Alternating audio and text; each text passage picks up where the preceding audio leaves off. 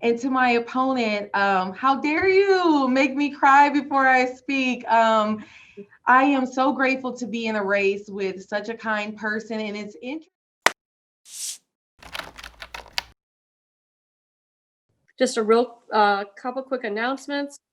On November 5th, we are having our regular SNAWA luncheon. Of course, everything is virtual, and it's going to be on eDiscovery. On November 17th, you should have gotten invitations for our Shearing Gala. We're doing that also. We are honoring Judge Johnny Rawlinson. We're going to be having a silent auction. And this is our big fundraiser. 100% of everything we raise goes to scholarships for female UNLV law students. And I just got a really wonderful thank you card from one of the students that we gave the money to this year, saying that she's 38 years old and had gone back to law school late, and how much this meant to her. So it was really a really nice thank you.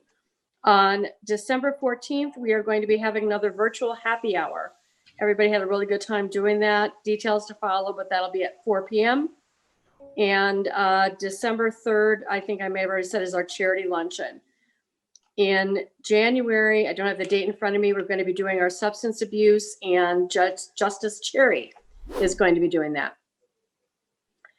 And I want to thank our sponsors, Nevada State Bank, Northwestern Mutual, Worldwide Litigation, and the executives, and a special shout out to Alex and Brittany from our Nevada judges, who have been coordinating all of this for us and broadcasting the videos for other people to see on their website and as well as Facebook page. So thank you again, and I will turn this over to Alexis to start with the candidates.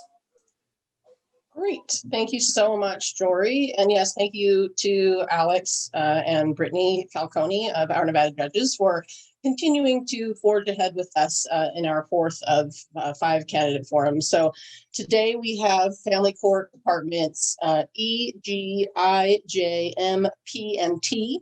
And then our last one next week will be the rest of the family court departments U, W, X, and Z, and then Las Vegas Justice Court Department 12 and North Las Vegas Justice Court Department 3.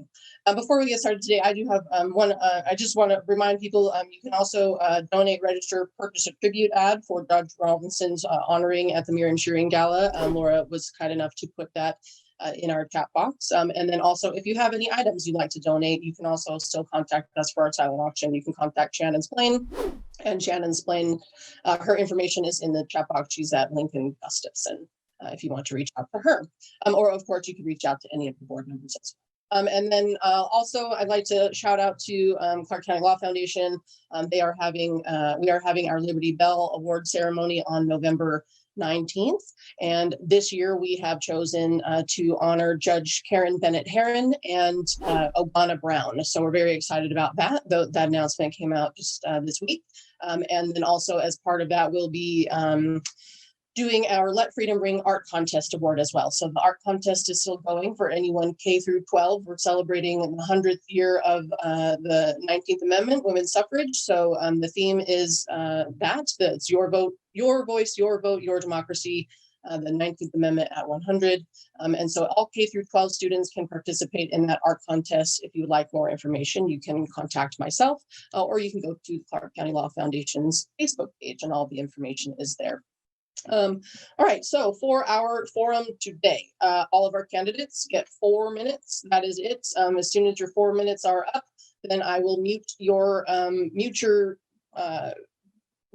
microphone, and we will move on to the next candidate to speak.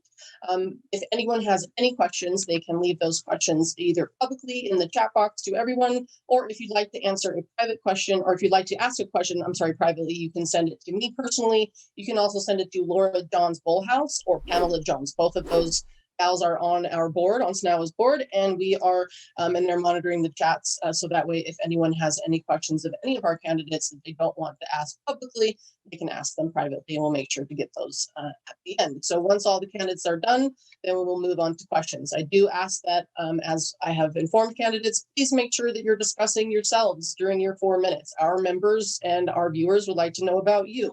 So we want to know why you are the best candidate for the department that All right, and I think with that, we should be ready to go. And so our first department is, of course, is Department E.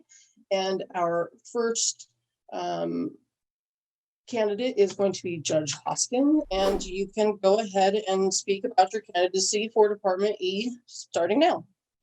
All right, thank you, Ms. Brown. I appreciate this opportunity to be able to provide some information to voters and your members and to give them some idea of what we're doing and what we're trying to do here at the Family Division. My name is Charles Hoskin. I've been the judge in Department E for almost 12 years, appointed by the governor and then reelected twice. I am running this time to retain my seat. I'm doing that mainly because I think that I can still make a difference. During the 12 years, we've tried to make some changes. 4 of those years I've spent as the presiding judge. We've improved and made some changes to several areas of the court, which I think have benefited the court. And I think we probably need to still make some changes and do what we need to do to benefit the court. My leadership during that time frame was recognized by the National Council of Juvenile and Family Court Judges. They did a investigation of the Washoe and Clark County family divisions to see how we were doing. And essentially they credited me and my leadership with doing quite a bit with very little resources and able to try and benefit the family court. Certainly nobody is indicating that the family court is now perfect, but certainly we are trying to do what's best for those litigants that appear in family court. I'm married, I have 4 children, I have a grandchild, so I do understand the issues that families go through when they appear in the family division. I'm a firm believer that it's really important that we make sure that our family division judges know what they're doing, have the experience, and are able to understand and empathize with those litigants that appear in front of them. You're much more likely to find yourself in the family division than you are in the civil criminal division, or at least someone that you know ending up in there. So it's important that we take steps as the judicial officers to make sure not only that litigants have access to justice, but that when they do get in front of us, that they are heard, that they understand why we make the rulings that we make, that they're assisted through that process. And we've worked with the Legal Aid Center of Southern Nevada to assist them when they took over the Family Law Self-Help Center. We work on their forms. We do what needs to be done to try and make that access to justice for those litigants happen. We're understanding of what's gone on through this COVID crisis. We've made drastic changes to how we hear cases over video, social distancing. All of that has come into play, happened fairly quickly, and the court adapted, I think, fairly quickly as well. I didn't miss one day in the courtroom, notwithstanding the pandemic. We continue to move cases forward. We didn't continue them unless they wanted to be continued. And I think that's important to understand, that we need to continue to move people forward. The quicker we can get them through this process, the better they can heal and the better they can move on with their lives. And it's something that we as judicial officers need to focus on as we process these cases through. I believe that I've demonstrated over the last 12 years that I deserve to maintain this seat. I'm supported and endorsed across the board, almost universally by any group that will has endorsed my candidacy to move forward and to continue to serve the citizens of Clark County in Department E. Again, I appreciate this opportunity. I want to stay within my 4 minutes. I don't want to get muted. That's usually my job in court, so I don't want to have anybody else take over that job. But I do appreciate the opportunity we have to present, and I want to thank you, Ms. Brown. Perfect. Thank you so much, Judge Hoskin, and you were about 30 seconds shy, so good job. Thank you. No problem. All right, so your opponent in Department E is Thomas Kurtz. However, Mr. Kurtz has not registered. Oh, I think, I don't want to misspeak. No, yes, you did not register. So up next is Department G. So Judge Forsberg, your 4 minutes to speak about your candidacy for Department G, starting now. Okay, thank you, Alexis, and thank you to SNAWA for hosting this event. It's important for everybody to learn about the judges, and it's been a little bit harder this time around for everybody because of COVID. So I appreciate the opportunity today. As Alexis said, I am Rhonda Forsberg. I'm your current judge of Family Court Department G. In April of 2019, I was honored to be appointed by the governor from a pool of 11 attorneys who sought this position. We all went through the grueling selection process from the Judicial Selection Commission, and it was narrowed down to 3 of us, and I was honored to be selected after interviews with the governor. Prior to taking the bench, I had served as a pro tem hearing master for both domestic violence and for discovery. So I had some experience on the bench before I was appointed, which was really helpful to me and I hope helpful to the litigants that were before me. Before serving on the bench, I had practiced primarily family law, including every kind of family law. I've handled divorces, both high end and low end, which, you know, one's up to $25 million in assets that went to the Supreme Court, to the simplest case of really no assets and just a simple divorce. I've handled custody, child support, adoptions, guardianships, juvenile delinquency, and juvenile dependency. So I've pretty much handled every kind possible. And I chose family law because that's where my heart is. Prior to going to law school, I did insurance for 20 years. So this, you know, I was a non-traditional student. It took me a while to get through the process and while working and raising a family. So my heart is in family, and that's why I chose family court. Since taking the bench, I've strived really hard to try to meet. There's a 1-year deadline that we all try to meet, and it's a little bit difficult depending on when people continue.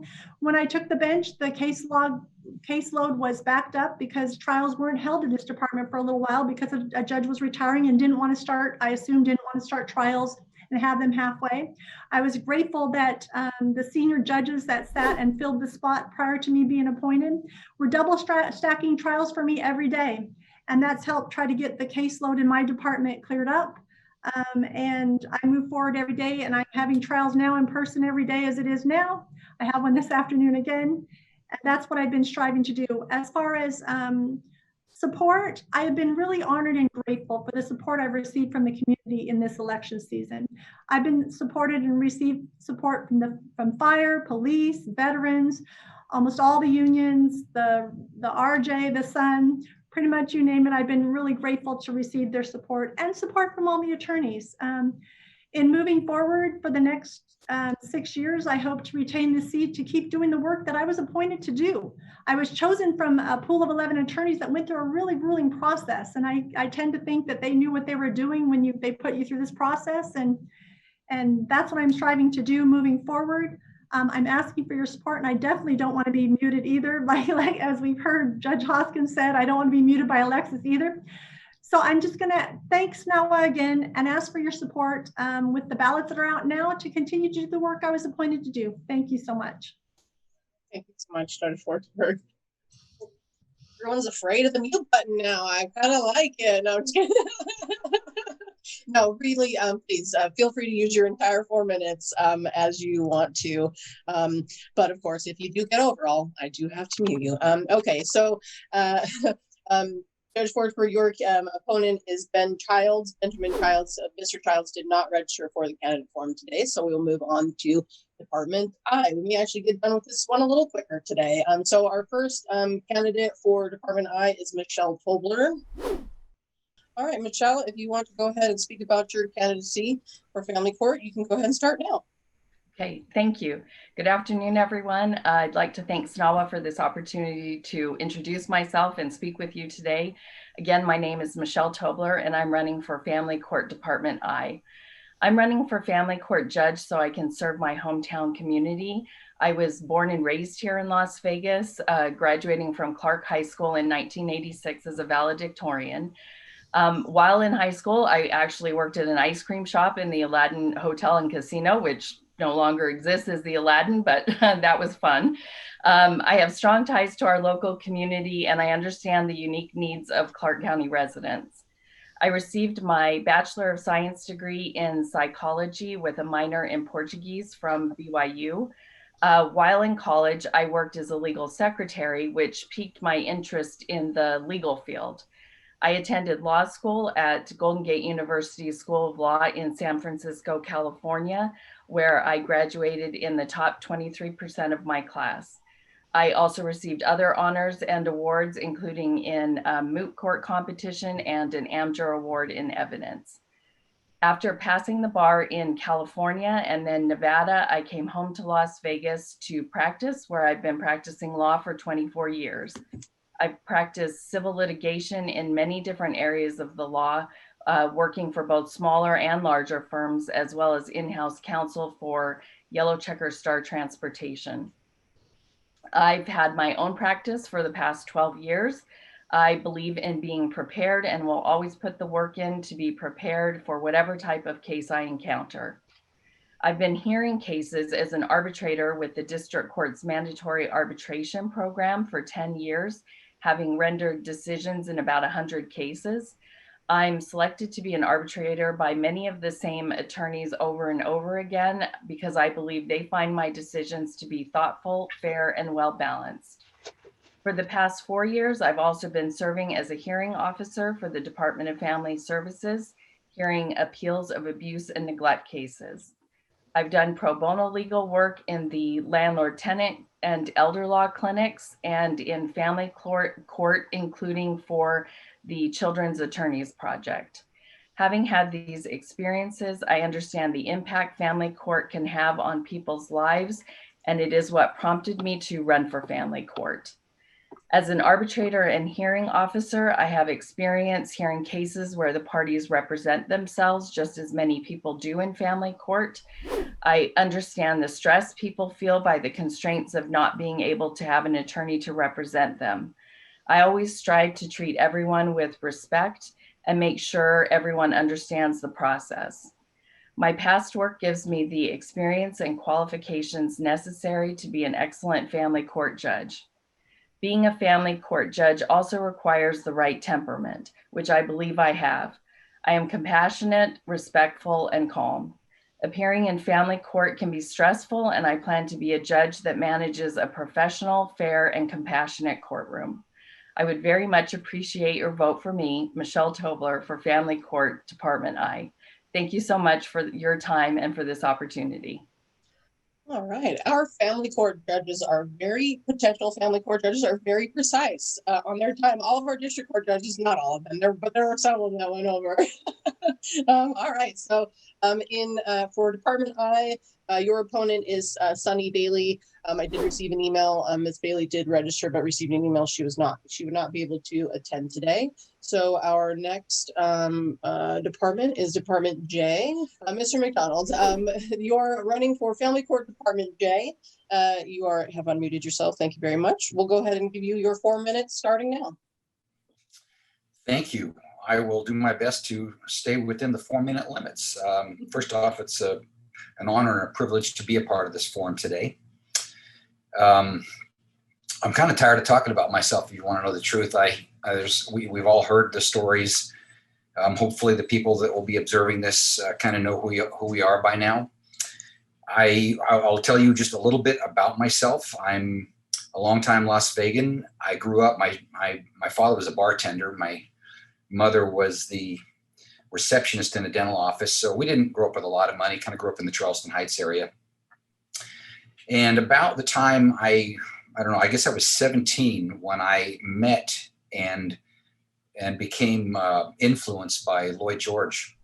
I'm only bringing that up now because I felt like talking about him. He just passed away. Many of us on this call know him, but he played a kind of a unique role in my life. He became a mentor at a time when I was subject to a lot of influence. And in large part because of him, I was admitted to BYU, where I went to school with a GPA that today wouldn't get me even considered there. And I'm halfway through my BYU experience, and he sat me down one day and said, well, what are you going to study? What's your major going to be? And I really didn't have a good answer for him. I didn't know. I didn't come from a family that talked about education, really. And he said, well, why don't you think about accounting? Accounting is the language of business, and it's very useful. And you can use that in a lot of respects in a career. So I said, okay. I literally went back to BYU, applied to their accounting program, and got admitted. So now I'm about to graduate from college. And the only thing I knew by then was that I didn't want to be an accountant. I was certain I didn't want to be an auditor. And he sat me down again and he said, well, now what are you going to do? And I said, well, I'm really not sure. And he said, well, have you ever thought about law school? And it was such an odd question to me because truthfully, I hadn't thought once about going to law school, not one day in my life. And so the very next day I decided, all right, I'm going to law school. So I applied for the LSAT prep course and signed up to take the LSAT and did well enough on it to get admitted to law school. And that man just meant so much to me in my life. And I'm so grateful for him and the direction that my life went in large part because of him. And I have a hard time thinking about where I might have ended up had it not been for him. And then I'm also a little bit emotional today because I have a daughter who's going through some cancer surgery today, and so I'm not in a very good emotional place. But the truth of the matter is I'm doing this because I feel like it's the right thing to do. I wanted to make a difference in my community. I've been practicing law a long time. I've accomplished a lot of things. I've helped a lot of families, and it just feels like my life has led me to this point. So that's why I'm running. I'm not going to spout off 5 minutes worth of career accomplishments. I've practiced enough law now. I've been doing this for 35 years, and I'm old enough that I feel like I've got the background, experience, temperament, and qualifications to be a good judge, and it's something that I'd like to do, and I feel like I have something to contribute, so that's why I'm running. I'd also like to wrap with just by saying it's such an honor to have had this experience. Running for election in the United States of America, it's been a unique experience. I'm so glad that I did it, win or lose. It'll kind of check a box. Everybody should run for office once in their life, and I'm so glad that I did it. I'm proud to be in the race I'm in with my opponent. We've run an honorable and decent race. I admire her, and if whoever wins is going to be a great judge in Department J. So with that, I will sign off. I'm watching my clock. 5, 4, 3. This has been great talking to you guys. Good luck, everybody. Great job, Mr. MacDonald. And so sorry to hear about your daughter. I hope all goes well with that. And that's never any fun to have to deal with that. We too, at the Clark County Law Foundation, we have much respect for Judge George as well. He has been instrumental in our programs, Trial by Peers program in particular, and the Attorney Memorial and Liberty Bell as well. So yes, it's been quite a loss to the community recently because of that. So, all right. Up next for this department is Dee Butler. So we'll pull up Dee Butler's video. Hi, Dee. Welcome. Make sure you unmute yourself. So, Dee Butler, we will give you your 4 minutes to speak about your candidacy for Family Court Department J, starting as soon as I get my timer up now. Go ahead. Thank you so much, and hello to everyone. Thank you to SNAWA for hosting these, to Mr. Falcone for broadcasting them on Facebook, and to my opponent, how dare you make me cry before I speak. I am so grateful to be in a race with such a kind person, and it's interesting. I'll use a little of my time. I feel like we kind of had a joint effort. We saw a need for someone really kind and compassionate in this department, and I don't know if we ever recognized that we would be running against each other. So it's definitely an interesting position, but I am proud. I'm proud to have so much support from the community. So I'll start. I'm Dee Butler, running for Family Court in Department J. And I believe, like Ms. Tobler said, I have a bachelor's in psychology from Howard University. And then I moved out here to the William S. Boyd UNLV School of Law. So I like to say that Las Vegas and Clark County, Nevada is the community that raised me. I was only 25 when I got here, and I've just been so blessed with so many opportunities and definitely feel the support from our legal community. So while during law school and immediately after, I worked in private practice at a firm, and we primarily did family law and insurance defense. I quickly learned that the partners would rather focus on the insurance defense cases that were the big money makers. So I kept getting a lot of the family cases, especially back in 2008, where many people in our community could not afford to keep hiring private counsel for family cases because of the recession. So around that same time, I accepted a position with the Clark County Public Defender's Office in our Juvenile Justice Division. And I had also done a clinic in the Juvenile Justice Division while I was at UNLV. So I represented our most vulnerable, our children, and that was one of my most rewarding experiences. And it also allowed me to go to the other side of family court and see some things that were going on at that time as well. So currently I serve as the team chief of the domestic violence unit in the public defender's office. So I like to say I sit right at the intersection of criminal and family cases because we do exclusively domestic violence. No one wants to come to our team. The volume is insane, especially right now, but also most of our clients have companion family cases. So while they are guaranteed an attorney on the criminal side, they are absolutely terrified to walk into family court without counsel. And I am in the position to represent those in our community that most have thrown away. Most of our clients are dealing with mental health issues, drug addiction, you name it, and they're dealing with this. So I am the person standing in court, holding their hands, and I just would like to serve my community on a greater level if given the opportunity. I probably represented over 3,000 clients. I do supervise a team of 8 attorneys who work really hard, and we've all dedicated our careers to public service. So I believe, like someone else said, I never thought about being a lawyer. I was actually pre-med until I saw the curriculum with all of the science classes. So I quit that and moved over to psychology and never thought about running. But serving in the capacity I serve now, I do work closely with a lot of judges, and I was just encouraged to run because we do need good people in family court. A lot of people, for some reason, don't really care about what's happening in family court, and I think that's unfortunate. I'm so happy to see so many good people running, and I thank you for the opportunity to speak today.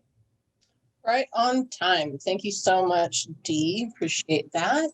All right, so now on to, again, if anyone has any questions of any kind, please do make sure you share them in the chat box down below, or you can send them either publicly or send them to me or to Pam Jones or to Laura Johns Bullhouse privately if you have any questions that you'd like to ask of our candidates. So up next, we're moving on to Department M. First off, we'll go up with Lynn Hughes is our first candidate for Department M. So Mr. Hughes, go ahead and you can start your 4 minutes about your candidacy for Department M starting now. Thank you. I appreciate the time and the opportunity to come in and lay out my candidacy and just to kind of explain who I am. I don't know if Mr. MacDonald knows this, but I went to church with his mother and his little brother and sister, Jori and Jill, and know them well, and spent a lot of time with his mother, Mrs. Cameron, who is, I consider, a friend of mine. So hi, good to see you again. I grew up in Las Vegas. This is my hometown. We moved here when I was very young, so this is where I've gone to grade school, to middle school. I graduated from Western High School and then went on to UNLV. So I've spent a lot of time in this town. And when I moved here, Rainbow and Nellis were practically dirt roads. And I've been watching this town grow in size and in volume of people, etc., for all of these years. I'm married and I have 4 children. I raised my 4 children here and took them through this wonderful school system that we have. My youngest just graduated, so I'm missing the current school by phone, but I have learned to love this town. I just love Las Vegas and I intend to stay here forever. I have been an attorney here for 23 years, working on family law, probate, and guardianship cases. I have gained experience in those areas for the last 2 decades. And currently, Department M is being vacated by Judge Potter, who's decided not to run again. So the 2 of us are running to fill an empty seat. And I believe I have the proper experience and temperament to be able to be the judge in that particular department. It is currently a guardianship court, and I have experience. It may not stay that way, but I have guardianship experience for 2 decades, and I'm running to be able to handle the cases that are currently in that court. I'm a member of the Nevada Permanent Guardianship Commission, a commission designed by the Supreme Court to solve the issues and problems that plagued guardianship court here in Nevada for a number of years. I'm on the rules subcommittee, helping with designing new rules for guardianship court. And I have really enjoyed my time there. As a matter of fact, I was just given a commendation by the Supreme Court for my service on that commission. Beyond that, I've also been a pro tem hearing master for Clark County courts for 18 years, trying cases, making decisions, issuing rulings. I have that experience. Along with my family court as a litigant, I've also been 18 years as a judicial, making those decisions and handling cases. Just for my support, I've been endorsed by Nevada Police, Nevada Veterans, Asian American Group, and many others. I have the support, but really, this is my opportunity to really serve. I really want to be your judge in Department M, so I ask you to choose Lynn Hughes for Family Court, Department M. Thank you. Great, thank you, Mr. Hughes, very much. Your opponent in Department M is Amy Mastin, and Ms. Mastin is here. All right, we'll go ahead and give you your 4 minutes to speak about your candidacy for Department M, starting now. Thank you so much. Thank you, Sis. Thanks for holding this, and thank you, Brittany and Alex, for providing the forum. So I'm Amy Mastin. I am the other candidate running for Family Court, Department M, and I think my legal training and my vast judicial experience make me the most qualified candidate for that department. I've spent 23 years serving the families of Clark County, Nevada. For the past 7 years, I have worked as a family court hearing master.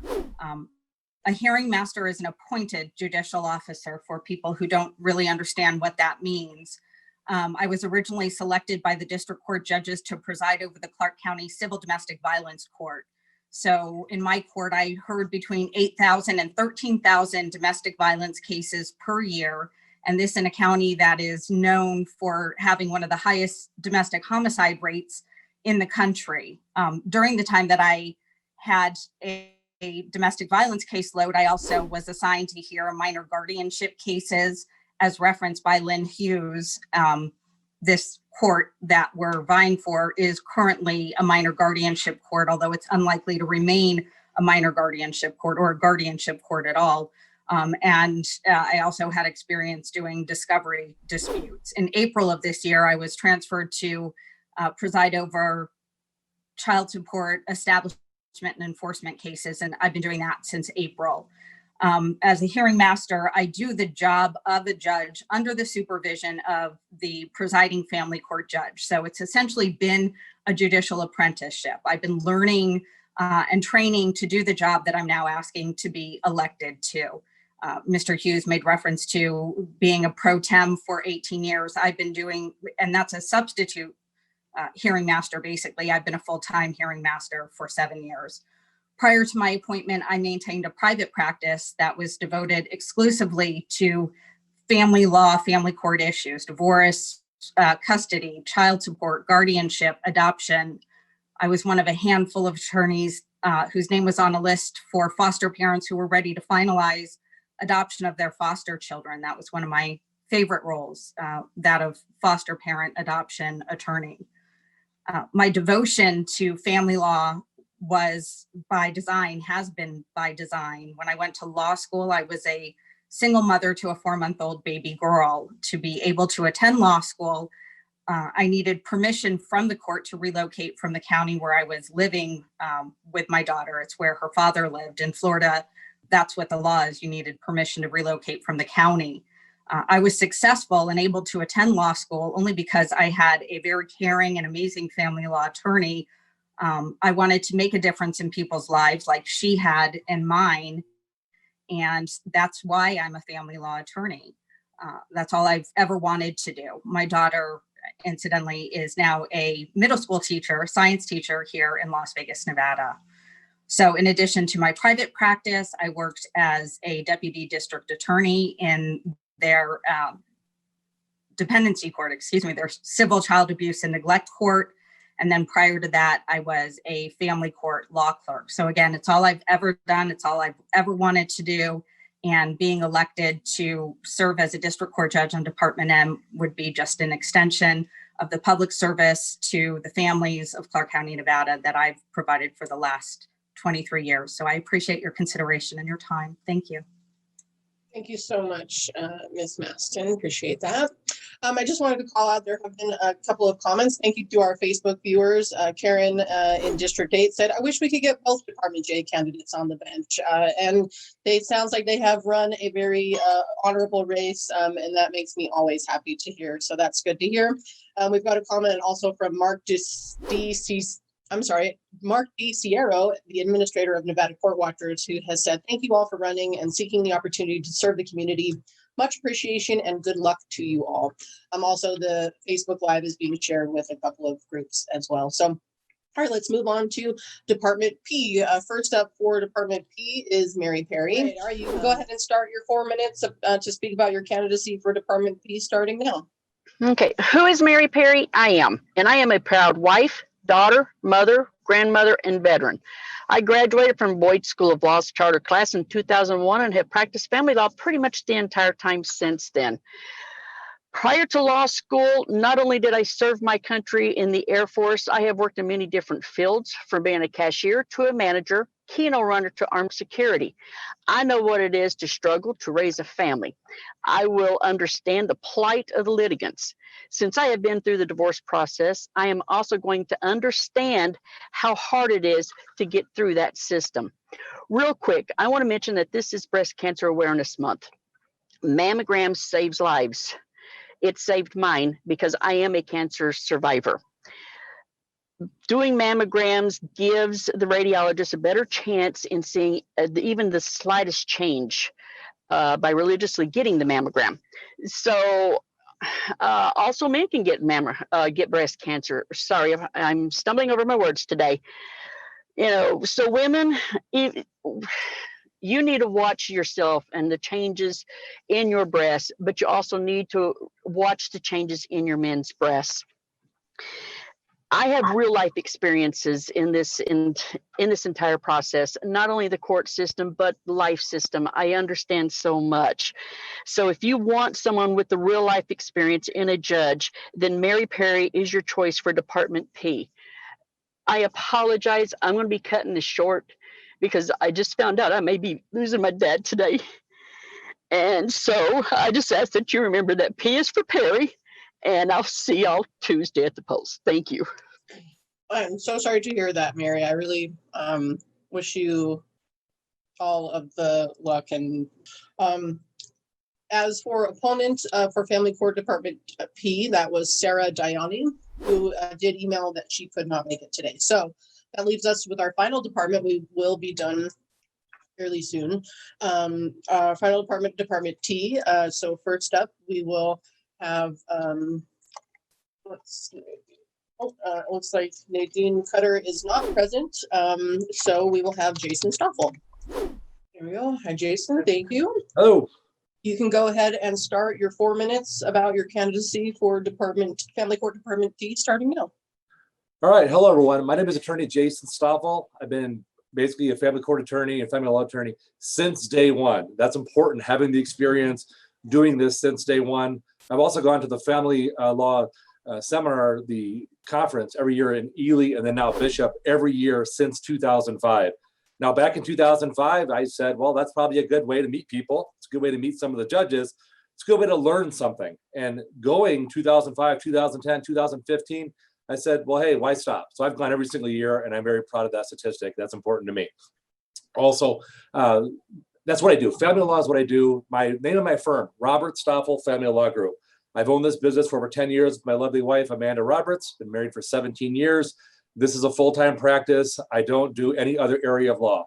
601 North Pecos and a few cases at the RJC for the family court. That's what I do. I've also was the Clark County Bar Association president last year in 2019. I'm proud of that. My peers elected me based on my skill, integrity, and experience, guiding our way to having events, legal education seminars, and planning the family law cruise, if you will. That was last October. I'm proud to attend that and participate in that. I also won the primary election. That's important. Not everyone in this call, this Zoom meeting, has had a primary. When you win a primary, that means something. It means the voters generally got it right, but with some exceptions. But in this one, 46.2% of the vote, I do believe that the voters did get this one right. So that's important to have that. Also was a truancy diversion judge for 6 years, figuring out why kids are doing what they're doing, why they're in trouble, why they're skipping school, and so forth. Getting to know the families going to these schools, that's important. You have to know the community and community problems. Poverty is a real problem, and also truancy, I believe, is a gateway crime that gets kids into more trouble, more problems, and so forth. And it's even worse now with this pandemic, as we know. I need the support of the community to finish this one right. I finished strong in that primary, and I'm moving forward into the general, and that's kind of where I'm at with this one. State bar experience with the State Bar of Nevada. I've been an arbitrator and a mediator, volunteering my time. That's been important to me. Getting involved, working with other attorneys, especially attorneys that I don't see on a regular basis, that don't identify themselves as a family law attorney. That's been important to basically do that process. Also, since 2017, I've been a pro tem judge, City of Las Vegas. That is judicial experience. Having someone figuring out why they're doing what they're doing, why they're in a landlord-tenant dispute, small claims, payday loan disputes, that's important. My very first hearing in 2017 was a trial involving a celebrity matchmaking service. If that's not trial by fire, I don't know what is. So that's important to have. A couple of things that I want to bring to the bench is efficiency to the bench. Continue with the Blue Jeans app for most hearings. I think trial should be in person to the extent possible, but trial should be done and decisions should be done timely. People want justice, they want finality in their lives. I do believe having these short hearings on the Blue Jeans app does save time, and that's important to make sure things happen. Access to justice is also important. I believe in pro bono service. I've also have been the prior pro bono attorney of the year, and my law firm was the pro bono attorney of the year a few years back. So giving back to the community with Legal Aid Center of Southern Nevada, there's a warm place in my heart for that, and I appreciate that. So really it comes down to voting Jason Stoffel for Department T. I have the experience, I have everything that Department T needs. It's an open seat. The judge is retiring, so we need to have someone that's going to hit the ground running day one. I've been endorsed by Clark County Deputy Marshals Association, culinary bartenders, Citizens Responsible Government, Las Vegas Sun, and the list goes on and on. I've also never been sanctioned by any court, any agency. So I ask for your vote. JasonStoffelforJudge.com is the handle. Don't waffle, vote Stoffel. I appreciate this opportunity. Thank you very much. 1 second to spare. Yes, good job. That was perfect. He had that clock running. All right. So that was our last candidate who has spoken. I don't know, Laura Johns House, do you happen to have any questions? I do have some questions. I have 4 of them. Okay, who first? Well, they're just general, so Okay. they're not directed to any particular candidate. So I'll go Okay. ahead and read the first one. This one is, what qualifications do the candidates require for outsourced providers to make custody recommendations to the courts? Will they require a PhD and that the provider use proven and transparent methods for their evaluations? All right. So in a nutshell, basically, it sounds like, yes, what do we require? One more time, Laura, read the question. Yeah, in a nutshell, what do the candidates require of their outsourced providers who would make custody recommendations to the courts? Okay, well, I think probably we've got a couple of judges who are sitting. They probably can answer this question better than anybody. So I will probably pose that to both of our, we've got both of our judges that are on. So Judge Hoskin will give you 90 seconds to answer that question starting now. Oh, all right. Well, I guess the easy answer, and the answer that you probably don't want to hear, is it depends. We don't maintain a list anymore at the court. We don't authorize essentially expert witnesses. We allow the parties to designate those expert witnesses, and the standard that has to be met is, will their testimony assist the court in making a determination? Now we're talking about like a custody evaluation. It depends on what the issue is. Most likely, I prefer someone with a PhD because they seem to have more of a broader background with regard to those issues. But I'm not sure that we have the ability to designate that this must happen. We typically leave that to the parties, is how I deal with it in my courtroom. And we follow the standards that any expert witness would follow and get to that point. So I hope that answers the question, and perhaps Judge Forsberg does it a little differently, but that's how I handle it in my courtroom. Thank you so much, Judge. All right, Judge Forsberg, will have you spotlighted and have you answer that same question. You can go ahead and start your 90 seconds now. I have to agree with Judge Hoskin almost on every single point. I actually was, before being appointed, I was the chair of the committee to try to determine what we were going to do about that list, because it's problematic for the court. So everybody understands, because people are now asking me, why don't we have a list? Why don't we have a list? And part of it is, we shouldn't be in the business of supporting and directing people to professionals like that. So that's kind of where that ended up. I agree with him. Certainly we would prefer more knowledge, like a PhD level, but costs are an issue too. And the parties stipulate to this. They have to stipulate before me, or if they want to get their own expert, they get their own expert under the expert rules. So I think Judge Hoskin and I handle it almost exactly the same. I just wanted to add, that's the reason we're not proffering a list anymore, because you don't want us in the business of doing that. We're not vetting these people that way. That's not our job. So that's why we're doing it. Thank you very much, Judge Forsberg. There's a couple of comments. One Facebook Live comment by the administrator of Clark County Family Court Support Group says that Jason Stoffel has been very helpful in the local family court support group. Thanks for your support, Jason. And then there is also a question for Mr. Stoffel, so I will spotlight his video that was posed. And the question to you, Mr. Stoffel, is this: what plans do you have for safely conducting in-person trials? And I will give you 90 seconds on that starting now. Well, I'll do a couple things. First and foremost is doing what works. There's a bunch of trials I've done since this pandemic has happened in person. One of them is one of the judges that's on this panel is Judge Forsberg. I think she does a wonderful job with social distancing. Everyone wears a mask.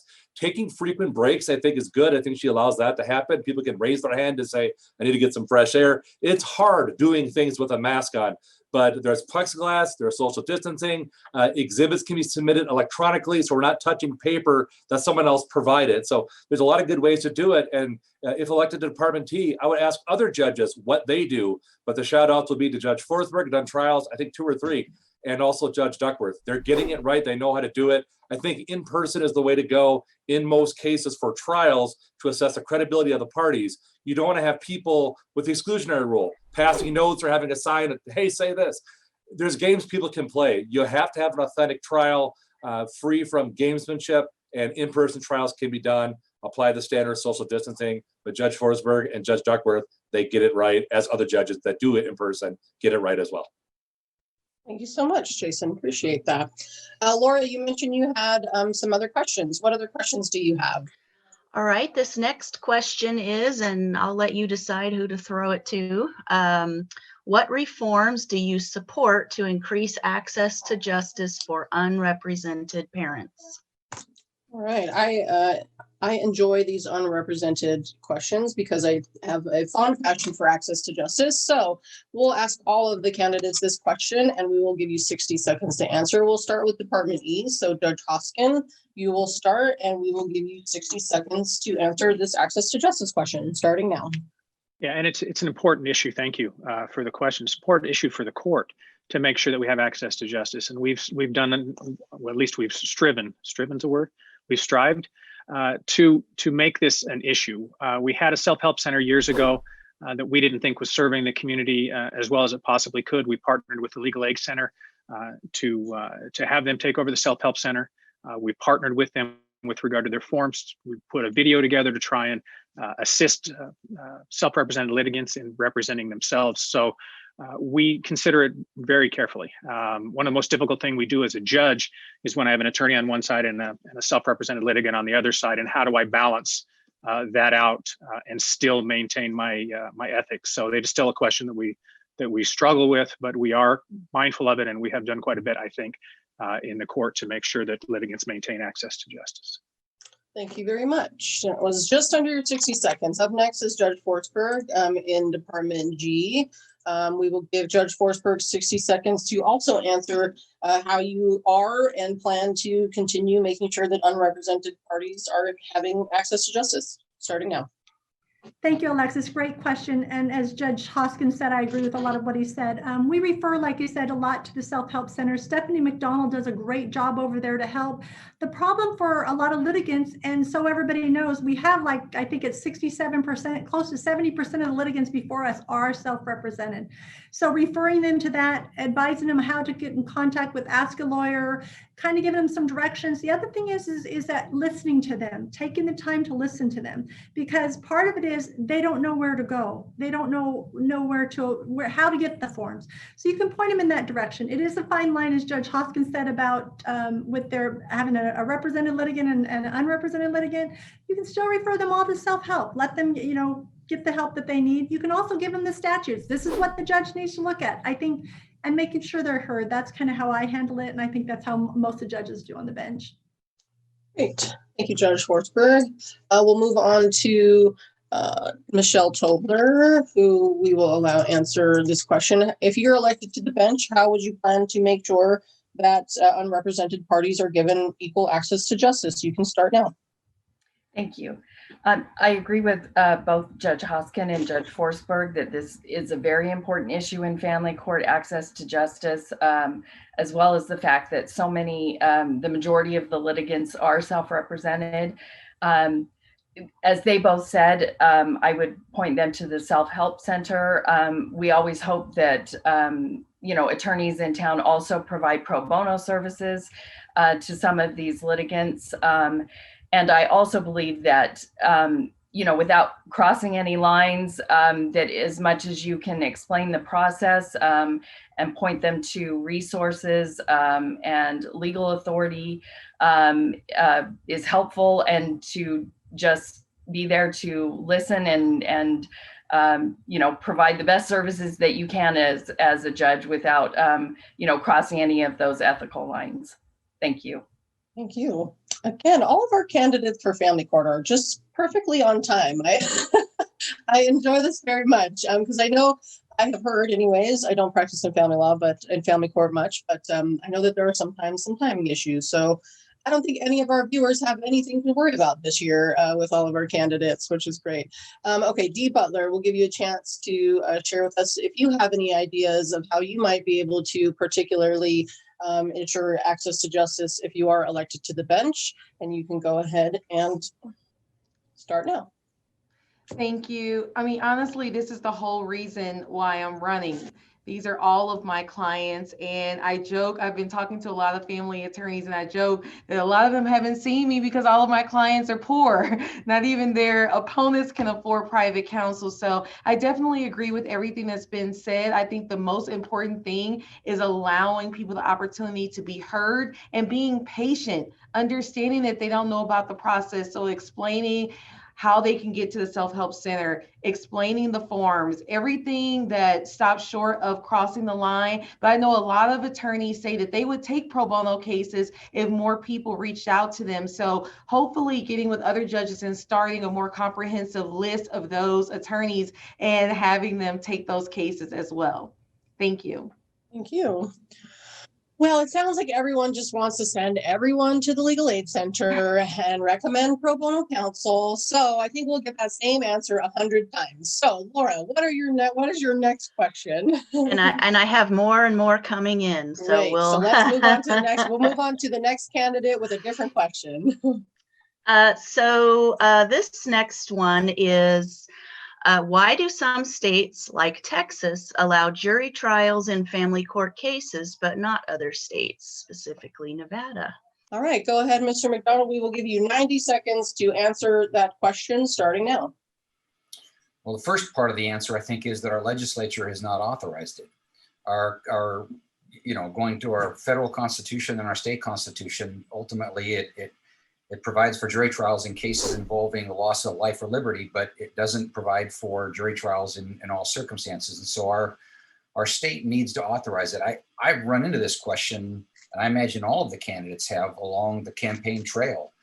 And it's a little hard to know how to answer it. I mean, I know that there's one specific circumstance in which a right to counsel and trial by jury, well, at least right to counsel is mandated, and that's when you're contemplating the use of criminal contempt. But I think the bottom line is our state legislature would have to mandate jury trials, and the impact of that on the system would be enormous. I mean, I'd love to hear from Judge Forsberg and Hoskins on this subject, but I can imagine if we have to take the family court trials, which now run, we can do often half day, 1 day, complex trials, maybe a couple of days, but now we have to seat a jury. And that adds so many components to the concept of a trial in family court that I think the impact on the system would be huge, and of course time consuming and costly. So there's always these budgetary issues, but I think those are the short answers. Great, thank you so much for that. Are there any other candidates who would like to address the issue of whether or not we should have jury trials for family court matters? I know. I'm happy to explain a little bit if you want me to, Judge Hoskin. Judge Hoskin. Let me, Hoskin. All right, we'll give you 90 seconds to address this question, starting right now. Yeah, and I guess the problem I have with the question is for us to say whether we think as judges that we should be doing this. And Mr. MacDonald's absolutely correct. It's not a decision for the judges to make. It's a decision for the other branches of government to make. But you can have a jury trial in the family division. It just has to deal with those kinds of cases which typically get a jury trial. I had one when I was in private practice that I requested a jury, and I've had two since I've been on the bench that have been requested.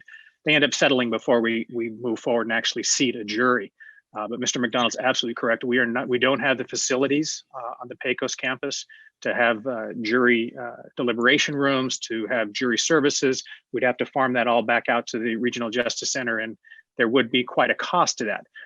But I don't know that we're able to weigh in as judicial officers or candidates as to whether we believe it's the best thing or not, because it's not our branch of government to make that decision. Go ahead. Yeah, we'll give you 60 more seconds. Go ahead. We did have the one jury trial, not as a judicial officer, but prior to taking the bench, I actually did have the one, I think that was the one in 17 years that's happened. And we had to have the jury services downtown, though we have a jury box in my courtroom. We don't have the services here. We don't have jury duty services and all of that. But I did have the one that I was, fortunately, I was involved in before Judge Marquis, and it was in January of 2008. I believe, or 19, right? It was before I took the bench. So we do have it, but it was for a tort action. So, but I'm with Judge Hoskin. That's not our position to weigh in whether it should be for regular family divorces and stuff, but that's not our branch of government that should be making that determination. But you do have it for torts and stuff like that. That is the same thing that he said. That is good to know. So obviously, if our viewers want more jury trials and family court cases, they need to speak to the legislatures and get some laws passed. We do have some other questions that are coming in.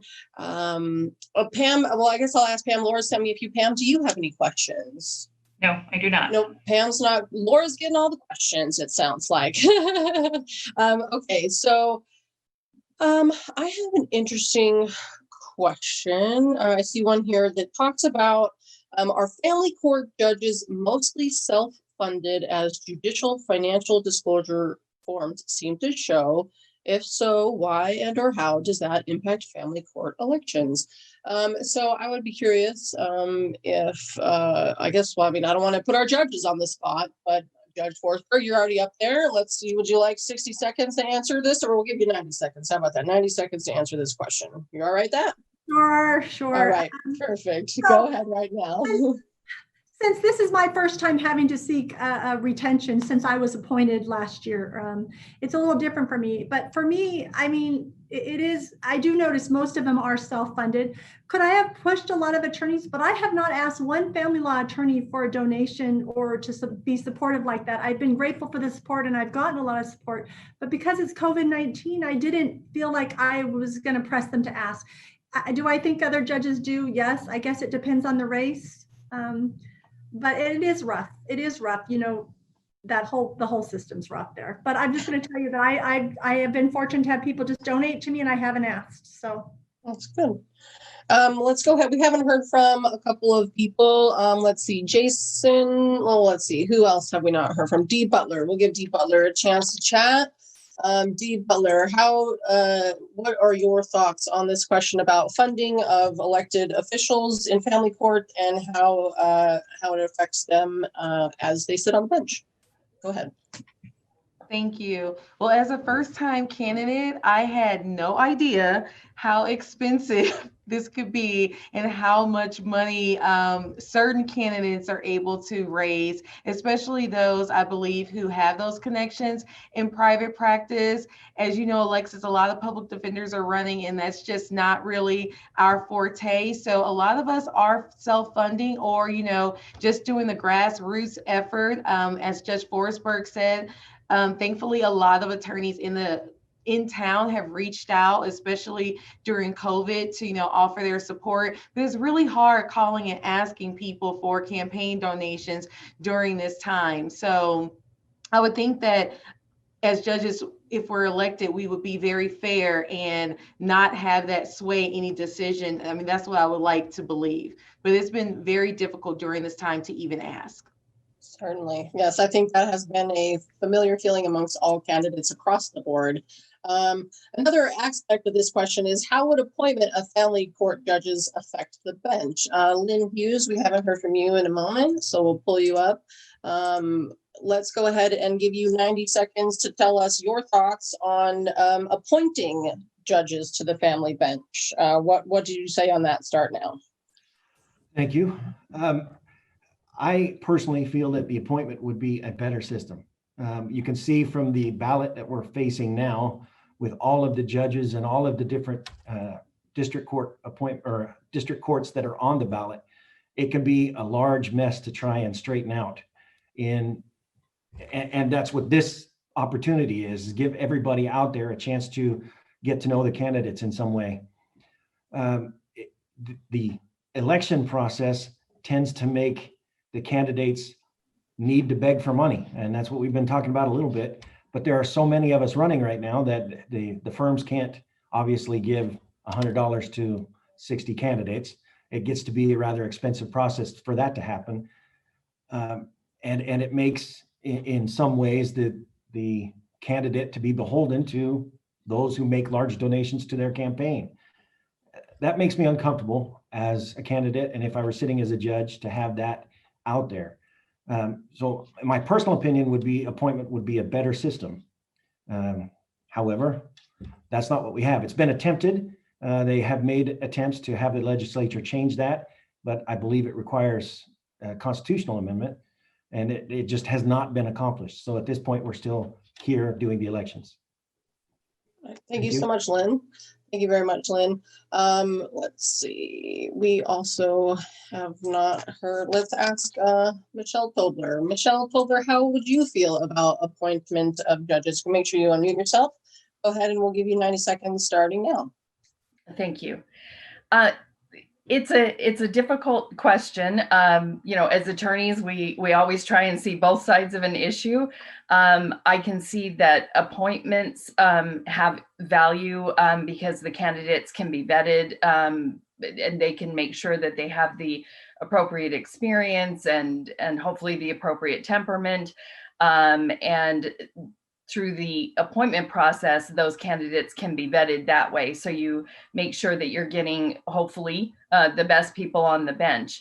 On the other hand, with elections, the citizens of Clark County have more of a say in who they want to put on the bench. So, hopefully through watching these things and doing research, then they can also vet the candidates and pick who they think is the appropriate candidate for the bench.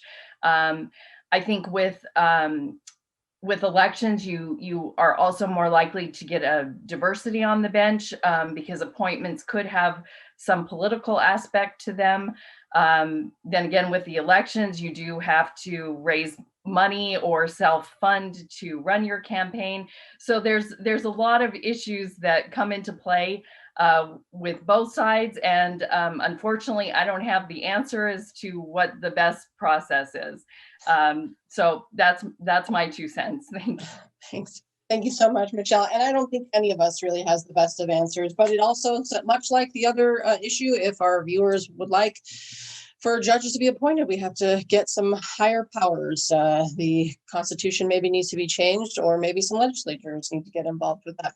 We do have a question we'd like to ask all of our candidates, and we've been asking all of our candidates specific to our SNAWA members in particular, is we would like to know what each of our candidates remaining today has done in the last 5 years themselves to encourage women to enter the legal field and to advance their careers. So we will ask this of all candidates.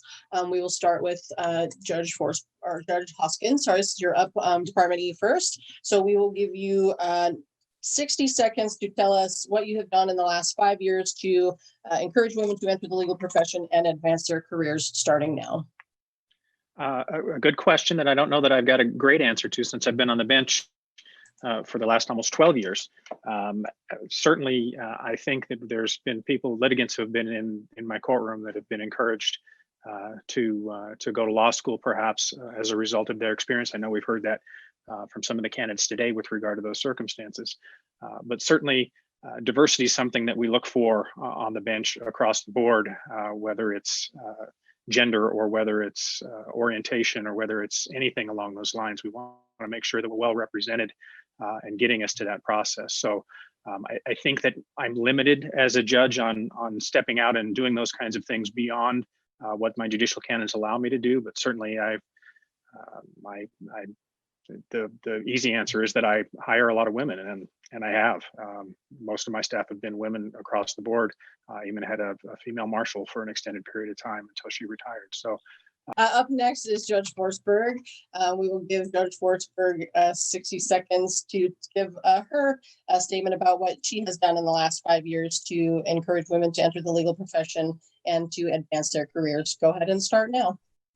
Thank you, Alexis. First of all, I'm a mother of 2 daughters, and one of my daughters went to law school with a little, help and pushing from her mom. So I help with that. She did decide she doesn't want to practice family law like I did. She is now a program chair for Northwest Career College, and she teaches legal studies and, legal assistant and paralegal things. So, and I've had the opportunity to speak to a lot of times the classes out there. So I take the opportunity to speak all I can to encourage women and men, but encourage women. Being a non-traditional student myself, a lot of the people in her program are non-traditional. They have families, they have children.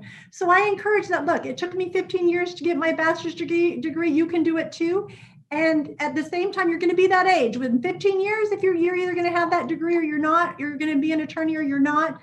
So that's kind of what I've done to encourage in the field. Like I said, I've been fortunate to have one daughter that went to law school and the other one says no way. But and they're both grown and have 2 grandkids. So that's kind of what I've done. We appreciate you very much. Up next is Michele Tobler. Michele, if you can tell us in 60 seconds what you have done in the last 5 years to encourage women to enter the legal profession and to advance their careers, starting now. Thank you. I actually, because my sister is a high school English teacher in the Clark County School District, she invited me to speak to one of her classes about persuasive writing. So I had the opportunity to speak to them and let them know what we do as attorneys and what persuasive writing is. And then after I spoke, I had several students come up and ask me, what it takes to become an attorney, what kind of education, what you need. And so I had the opportunity to encourage, both the male and the female students, whoever asked me those questions.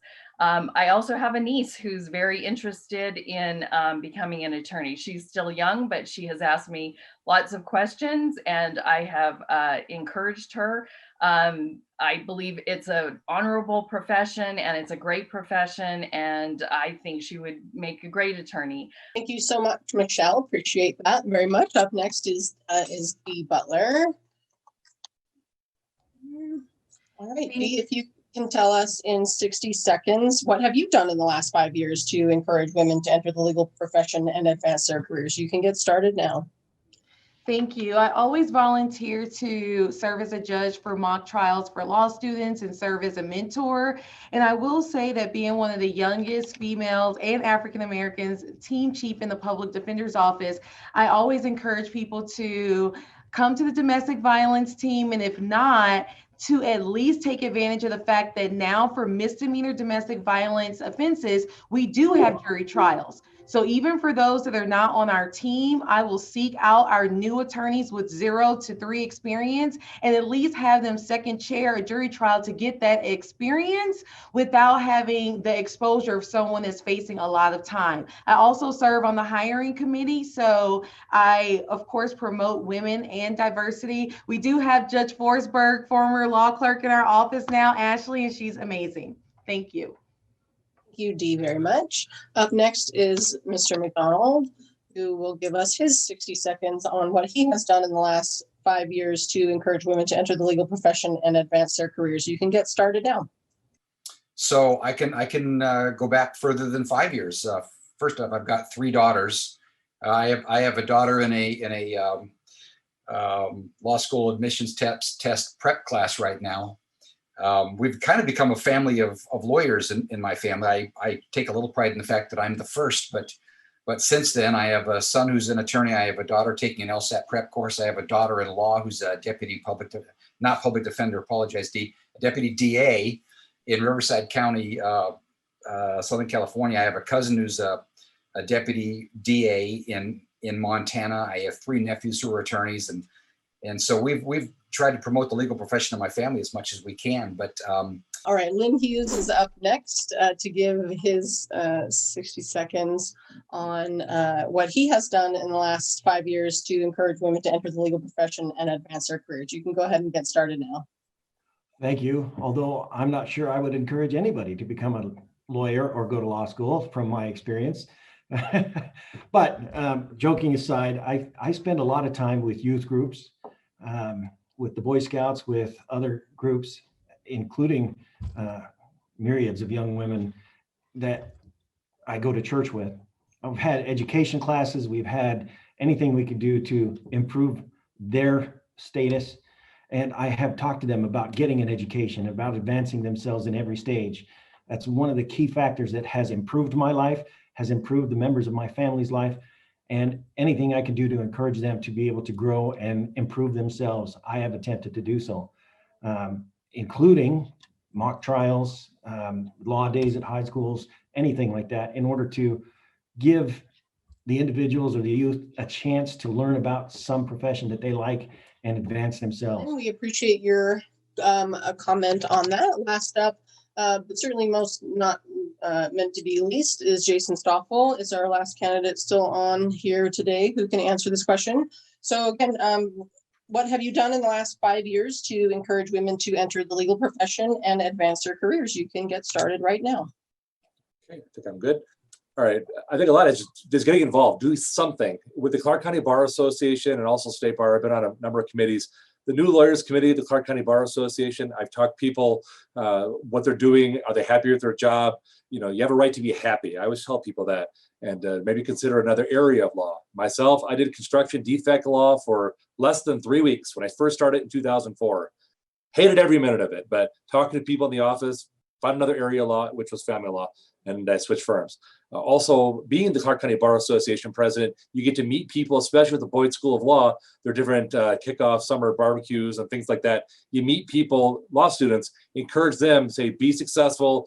You got this far in life, go, climb the next mountain, the next mountain, the next mountain. People want to know that. Also, my existing clients and fast clients, some of the past clients I've told, get a better job, get an education, do what you can, be like me someday if you want. And also Facebook questions. People question me on Facebook all the time. Thank you so much, Jason, for your comment on that. I wanted to note that there was a comment on YouTube to our event today that said, thank you to all the candidates for their time to help me understand more. I have made final decisions because of this public forum. So that makes me very happy to hear that our viewers are really watching and really are considering who they're voting for. That's why we, as the Southern Nevada Association of Women Attorneys, have decided to do this and are going to finish up strong next week.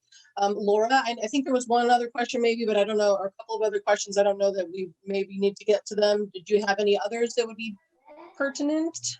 No, well,